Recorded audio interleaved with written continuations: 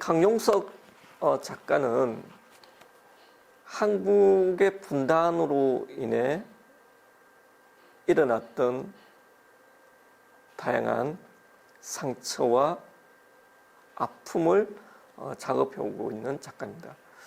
전쟁이 있었지만 그 분단을 극복하지 못하고 여전히 80년 가까이 분단의 체제가 유지되고 있습니다. 그래서 미술이나 소설이나 영화에서 한국의 분단을 다룬 그런 작품들이 많은데요. 사진에 있어서는 강용석 작가가 가장 대표적인 작가가 아닐까 그렇게 생각이 듭니다. 이 작업은 그 동두천 미국인 클럽에서 찍은 사진입니다. 미국인 클럽이 이 작업을 할 당시 1980년대 초만 하더라도 백인들이 가는 미국인 클럽이 있고 흑인들이 가는 미국인 클럽으로 분리되어 있었어요. 그래서 강용석 사진 작가가 갔던 곳은 흑인이 가는 클럽에서 사진을 찍었습니다. 그 미국인 클럽에 한국인들이 자유롭게 출입할 수가 없는 상황이었는데 사진사는 그 미국인 클럽에 사진을 찍어주기 위해서 들어갈 수 있었어요. 그래서 사진사로 그곳에 가서 $1씩 받으면서 작업을 하게 되었습니다. 사실 이 한국 여성들은 돈을 벌기 위해서 이곳에 가서 일한 경우도 있지만 미국에 대한 어떤 이제 환상을 갖고 이들과 결혼해서 미국에 가서 사는 그런 정말 꿈이죠. 꿈을 안고 간 여성도 많이 있습니다.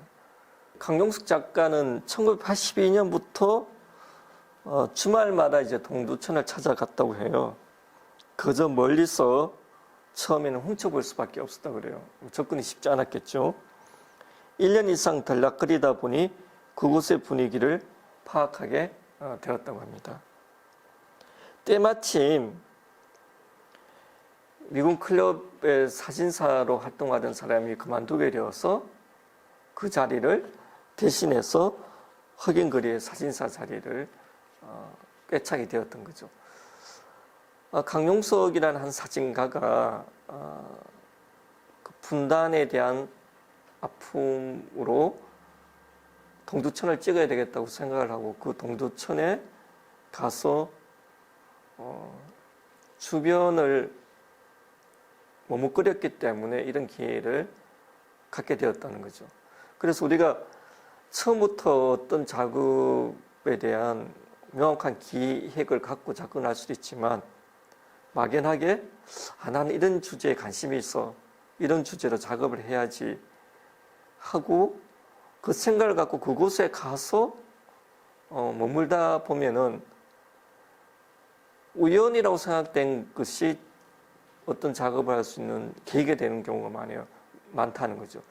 근데 그건 우연이 아니고 내가 관심을 갖고 사진가가 그곳에 갔기 때문에 그런 기회가 오는 거죠. 달리 말하면 그건 필연이었다고 말할 수 있을 것 같습니다. 강용석 사진 작가는 이런 말을 했습니다.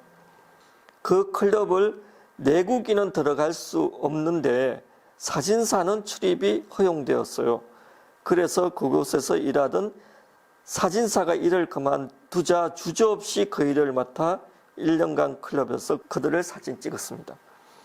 그때가 4학년 2학기 졸업을 앞둔 시점이었습니다. 그 강용석 작가는 그 4학년 2학기 무렵이었기 때문에 이제 광고 대행사에 취직을 했는데 얼마 안 되어서 그 직장을 그만두고 동두천에 아예 방을 얻어서 정말 전업 사진사로 사진을 찍기 시작했습니다.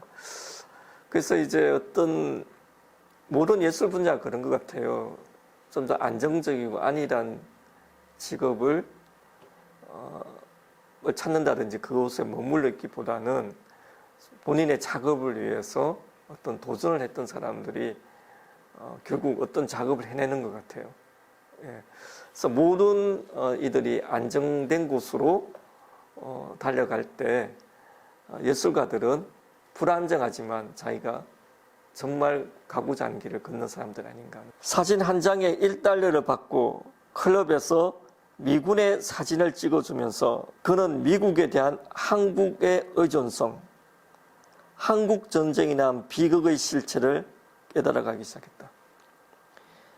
기지촌 여성들이 돈을 벌기 위해서라기보다 미군과 결혼하여 미국에 가서 살겠다는 막연한 동경 때문에 기지촌에 들어왔다는 것을 알고 비애를 느꼈다고 합니다. 기지촌 작업은 매향리 작업의 기초가 되었습니다. 이 매향리는 미 공군의 사격장입니다. 여기 이제 버스, 자동차 같은 게 있는데 이거는 이제 목표물이죠. 그래서 이제 공중에서 이 목표물을 향해서 포격을 하는 거죠. 그런 훈련하는 장소, 바로 매향리입니다. 매향리 풍경에서는 감정의 톤을 한껏 낮추고 매우 중립적인 시선을 견지하며 이성적인 접근을 시도했다. 전쟁이 끝나지 않았음을 상징하는 몹시 폭력적인 현장임에도 불구하고 그의 사진은 밝은 톤으로 비극적 감정이나 울분을 날려버리고 냉정하게 오래도록 바라볼 것을 요구한다. 포탄들이죠. 예. 해변가에 포탄들이 쌓여 있습니다. 예. 정쟁터 같은 느낌을 방불케 하는 풍경이죠. 사실 이곳은 참으로 평화로운 곳이었어요. 서해안의 작은 어촌인 매향리, 그리고 그 갯벌로부터 2km 정도 떨어져 있는 농섬. 별다른 일이 없다면 바닷바람이 불고 갈매기가 날고 갯벌에서는 어민들이 어패류를 채취하거나 고기를 잡으러 바다로 나가고 수평성 너머로 붉게 떨어지는 낙조를 보며 하루를 마감하는 평온한 곳이었겠죠. 1952년부터 미군 폭격기가 사격훈련을 실시하면서 날마다 무서운 갱음에 시달리고 해안에는 탄피들과 불발탄이 나뒹구는 폐허로 변했다. 휴전선 부근 민간인 통제 구역을 민통선 지역이라고 말하는데요. 그 민통선 지역에는 이런 이제 방호석이 있습니다. 만약 이제 북한군이 쳐들어오게 되면은 이제 탱크 같은 이제 전차 이런 것들이 들어왔을 때 이런 방호석을 굴러 떨어뜨려서 진입을 막기 위해서 설치하는 겁니다. 그래서 이거는 평상시에는 절묘하게 안정적으로 딱 있어야 되고, 그다음에 어떤 전쟁이라든지 그런 돌발적인 상황에서는 이걸 쉽게 땅으로 떨어뜨릴 수 있도록 그렇게 정말 그런 위험과 안정의 상태로 이렇게 방호석을 설치해 놓고 있죠. 민간인 통제 구역으로 가는 길에는 양쪽으로 마치 고인돌처럼 바위덩어리가 포개져 있는 것을 볼 수 있다. 전쟁이 일어나면 적의 탱크가 전진하지 못하도록 돌을 굴러 길을 막으려는 일면 방호석이다. 절묘하게 아슬아슬한 균형을 유지하고 있는 모습이 마치 일촉즉발의 한반도 상황 같아 보인다. 민통선 내에는 선전촌 마을이 있어요. 우리나라의 우수성을 보여주게 한 마을들이죠. 그래서 이런 선전촌 마을들은 북한에서 보여지는 곳에다가 이렇게 선전촌을 만듭니다. 철원인데요. 이 선전촌은 북한 땅 오성산에서 한눈에 내려다 보이는 지역입니다. 북한에 그들에게 보여주기 위한 마을이므로 당연히 그들의 시야 안에 잘 들어와야 하지만 적의 시야 안에서 산다는 것은 그만큼 위험을 내포하고 있다는 아이러니가 성립합니다. 적의 시야 안에 있으면서도 안전해야 하는 이중적 조건을 감내하는 기이한 풍경입니다. 민통성 내의 방호석이라든지 선전촌을 촬영하고 난 다음에 자연스럽게 전국에 흩어져 있는 한국전쟁 기념비를 촬영하게 됩니다. 한국전쟁을 잊지 말자는 교훈적인 의미도 있지만 사실 분단 이루어지기를 통한 체제 강화의 측면도 분명히 있었죠. 한국전쟁 기념비가 없는 시군이 없을 정도예요, 우리나라에. 근데 참 안타까운 거는 한국전쟁 박물관이 하나도 없는 게 우리의 실정입니다.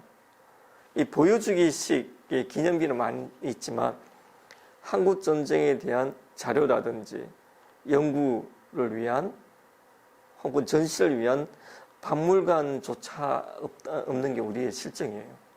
진영 논리에 의한 공격이 아니고 어떤 역사에 대한 자료, 연구 측면에서 이제 한국 전쟁에 대한 제대로 된 어떤 박물관 이런 것들이 생겼으면 좋겠다는 바람도 있습니다. 한국 전쟁 기념비가 전국 곳곳 도시마다 다 있습니다.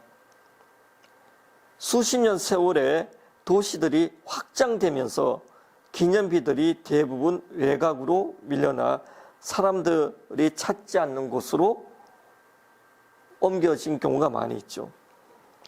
냉전의 시대를 지나오면서 우리의 의식에도 이데올로기에 대한 강박증이 약화되고 있음을 상징적으로 보여주는 현실이 아닐까 합니다.